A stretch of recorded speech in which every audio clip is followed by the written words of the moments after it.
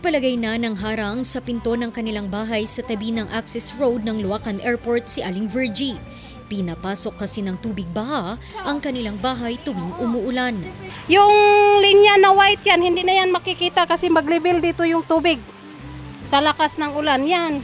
Hanggang doon yun, sir. Yung tubig galing doon. Talagang hindi mo na yan makikita yung line na puti dyan.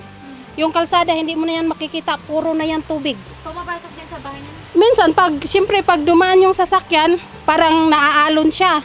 Ayun, pasok doon. Oo, prohisyo talaga. Kasi sobrang ng tubig. Isinisisi niya ito sa masikip at baradong drainage system na dapat sanay sasalo ng tubig ulan. Madalas ay umaapaw ang tubig sa drainage na dumidiretso na lamang sa kalsada na nagiging sanhi ng pagbaha. Pero wisyo rin ito sa mga motorista. Hindi maganda sa mga motorista kasi nababasa rin. Parang may masisira ganun pag nabasa yung mga wiring. Siyempre mahirap kasi pagka ganyang malakas yung tubig, may posibilidad sa baba niyan magkakaroon ng landslide kasi siyempre naiipon yung tubig. Umiwas, maghanap ng alternative na road kaso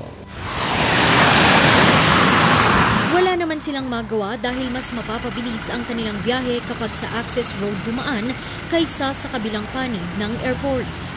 Kaunting pag-ulan lamang ay tumataas na ang level ng tubig dito sa access road ng Luacan proper. Ayon sa ilang mga residente, ilang taon na nila itong problema pero tila hindi nabibigyan ng pansin. May sagot naman dito ang barangay. May siltation na yung mga kanal.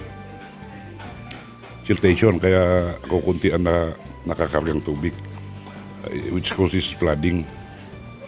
Kaya ito, actually gumawa kami ng sulat sa ating City Engineer's Office, sa BCDO, at saka sa SIPMO, para kasi lagi naman silang tumutulong sa atin magdiklag.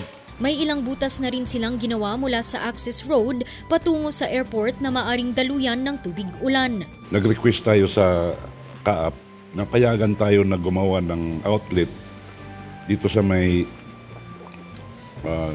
bakod na papunta ng airport runway. Kaya meron tayong mga butas doon.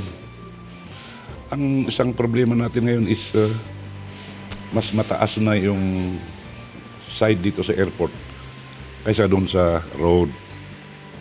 Kaya hindi makalabas yung mga tubig. Hopefully, isasama natin dito sa ating ipapagawa dito sa concerned agencies na laliman yung kanal dito sa kabila ng yung sa airport side para at least pag kami na-accumulate na tubig, lalabas. Sinusubukan ng news team na makuha ang pahayag ng Baguio City District Engineering Office pero hindi pa sila sumasagot sa aming mga text at tawag.